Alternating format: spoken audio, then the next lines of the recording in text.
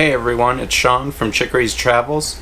I'm here at the 2018 RV Entrepreneur Summit, and the weather has been cold and damp, which is unusual for Texas this time of year. So it brought about a few discussions this week I've had with other people about condensation in the RV. So I just wanted to make a short video and talk a little bit about condensation, what causes it, what we can do about it as RVers. So as we talk about what it is, first we have to talk about humidity. And humidity is simply the amount of moisture in the air. So you'll see it on the weather, usually as a percentage. They'll say 30% humidity, 80% humidity. They may also use the term relative humidity, which is essentially the same thing.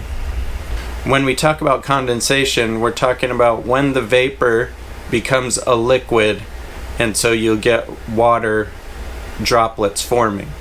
And this typically happens because the warm air will hit a cold surface and it will immediately start to condense from a vapor to a liquid. So why is this such a problem in RVs? Well, there's three bad factors that an RV has that causes increased condensation. One is space. So there's not a lot of room for that moisture in the air, which will cause increase in humidity. Remember, humidity is the moisture in the air. So if you're cooking, showering, or even breathing, you're increasing the moisture in the air. And since an RV is such a confined space, it increases the humidity rather rapidly. Second, RVs are not really ideal for decreased air or for increased or good airflow. So particularly in the cold weather, you don't want to have your windows open and your door open with just your screen. So there's not a lot of air movement in the RV.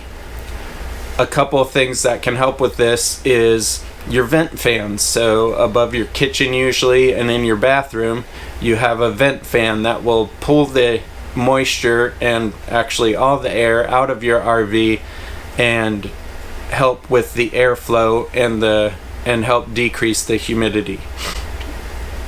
Third is insulation. RVs are not very well insulated compared to a traditional building. So this means that the walls and windows will get cold if the outside air temperature is cold.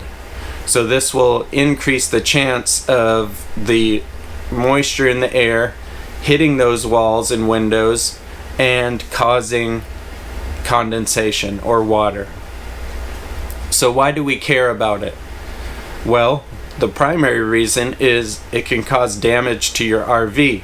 Particularly if it's really bad condensation, you can get structural damage, and which will lead to costly repairs and time spent out of your RV and less time for you to travel. A second primary reason is mold, which is a definite health hazard, and when that moisture sits, it can grow mold if there's any mold spores in the air, and it can definitely cause problems in the long term for your health. So what are some solutions you can do to reduce the condensation in your RV? Number one, when it's warm enough, you can run your AC. The air conditioner pulls the moisture out of the air. That's why you see water running off the side of your RV when your air conditioner is running. You can also, like I said, run your vent fans when you're showering or when you're cooking to help reduce the amount of moisture buildup inside the RV. The last thing, and probably the most helpful, particularly in climates like we're at here at the summit in Fredericksburg, Texas, is dehumidifiers. When it's cold outside, you don't want to run your AC, and you really want to run your heat. This does not help with reducing the amount of moisture in the air. So in our RV, we have a 44-foot Cyclone. We use 4 dehumidifiers. We have one in the kitchen, one in the bedroom, one in the bathroom, and one in our garage area. In the kitchen and in the bedroom, we use 2 EvaDry Petite dehumidifiers. And these are excellent dehumidifiers. They're very small, countertop. They're very quiet. We most of the time don't even hear them, and we have to empty them out every 3 or 4 days. In the garage and in the bathroom, we have 2 damp rid disposable dehumidifiers, and these are simply little containers with contents that absorb moisture and pull it out of the air. Since we've been using our dehumidifiers, we have not had hardly any condensation. I let a little build up yesterday just to see how bad it was, and it builds up fast. But once we turn on our dehumidifiers, it takes that condensation away very quickly.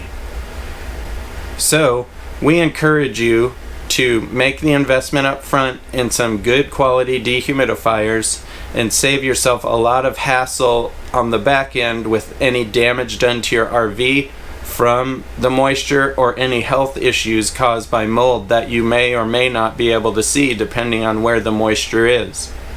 We will put links to the dehumidifiers that we use in the comments, and we'll also put a link to a blog post that we wrote last year regarding condensation. Again, when you're in a cold, damp environment is when you really need to worry about the condensation.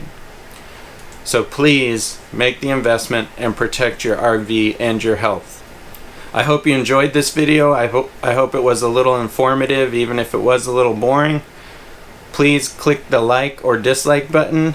Just if you click dislike, tell us why. Also, go check out our website, chickeriestravels.com. Until we meet on the road, safe travels.